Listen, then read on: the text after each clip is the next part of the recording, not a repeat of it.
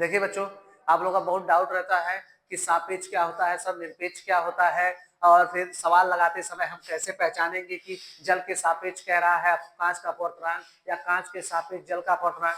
ज्यादातर गलतियां इसी में होती हैं और बच्चे सवाल में समझ नहीं पाते कौन किसको कह रहा है। ठीक है, तो आप देखिए इधर निरपेक्ष अपवर्तनांक।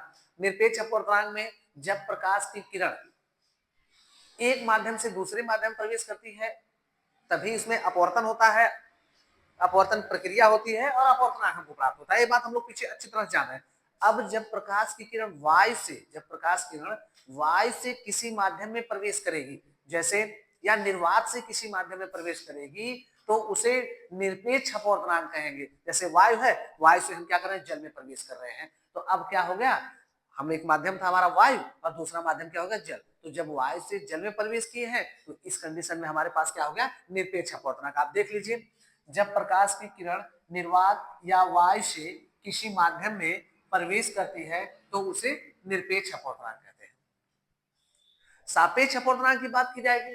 सापेक्ष अपवर्तनांक में जब प्रकाश की किरण एक माध्यम से दूसरे माध्यम में प्रवेश करती है, जैसे कांच से जल में प्रवेश करना, कांच से जल में प्रवेश करना, प्रकाश किरण कांच से थी, कांच से जल में चली गई। तो हम यहाँ देख पा रहे हैं दो माध्यम पड़ रहा है, एक कांच पड़ रहा है, एक जल पड़ रहा है, कांच पड़ रहा है, जल पड़ रहा है। तो इसको हम क्या कहेंगे, सापेक्ष अपवर्तनांक, यानी एक माध्यम से दूसरे माध्यम की तुलना की जाएगी।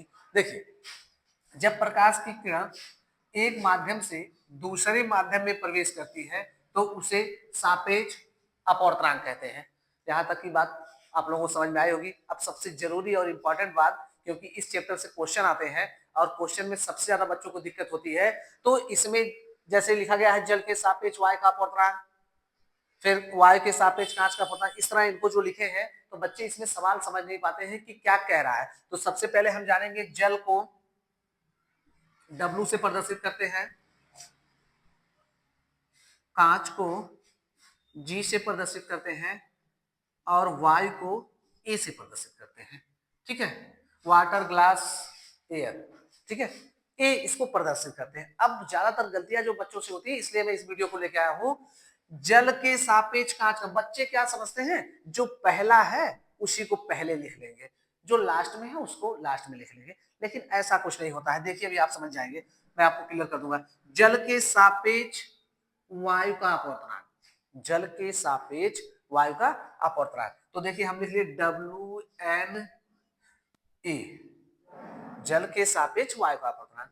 तो बच्चा सीधे सीधे माइंड में लगाता, अरे सर जी लिखे हैं W पहले है A बाद में है, एमा देखा जल पहले डाल वायु ऐसा था, तो ऐसे लिख लेता है, लेकिन ये सबसे बड़ी गलती होती है। अभी देखिए नीचे वही चीज लिखा हूं, देखिए वायु के सापेक्ष, वायु का अपवर्तनांक जल के सापेक्ष, तो ऐसा नहीं कि हम इसको लिख लेंगे वायु है तो हम ऐसे लिख लेंगे AnW, ऐसा नहीं लिखेंगे भाई। वायु का अपवर्तनांक जल के सापेक्ष कहा गया है, तो आप ऐसा तर्क मत लगाइए कि वायु पहले है इसलिए ए को पहले लिख लेंगे और डब्ल्यू को बाद में लिख लेंगे, ऐसा नहीं होता है। इधर देखिए, जिसके सापेक्ष कहेगा, हमेशा ध्यान में रखिएगा, जिसके सापेक्ष कहता है वह आगे लिखा जाता है। तो हमारे पास कह रहा है जल के सापेक्ष वायु का अपवर्तनांक जल के सापेक्ष, तो जल हमारे पास क्या हो जाएगा, WnA। वही चीज सेम हो गई दोनों में, देखिए अंतर भी नहीं, आप फिर हिंदी में पढ़ेंगे ध्यान से। तो जल के सापेक्ष वायु का अपवर्तनांक वही चीज, ये भी वही चीज लिखा है, जल के सापेक्ष वायु का अपवर्तनांक वही चीज। तो मैं समझता हूं कि अब आपको बात क्लियर हो गई होगी। नीचे देखिए, कांच का अपवर्तन, कांच का जल के सापेक्ष अपवर्तनांक, किसके सापेक्ष कह रहा है, जल के सापेक्ष, तो जल क्या हो जाएगा, पहले हो जाएगा WnG, किससे तुलना कर रहा है, कांच से, तो हो गया सापेक्ष। और यहीं पे आपको बताया सापेक्ष माध्यम, दो माध्यमों की तुलना करना, तुलना हो गया। फिर देखिए, जल के सापेक्ष कांच का अपवर्तनांक, अब जल पहले है ऐसा तर्क मत लगाइएगा आप जानिए कि सापेक्ष देखा जाएगा, तो जल के सापेक्ष कांच का अपवर्तनांक वही चीज हो जाएगी WnG के। नीचे देखिए, इस बार देखिए कांच के सापेक्ष कह रहा है तो हम G को आगे करेंगे, किसके सापेक्ष कह रहा है, जल के, तो GnW के।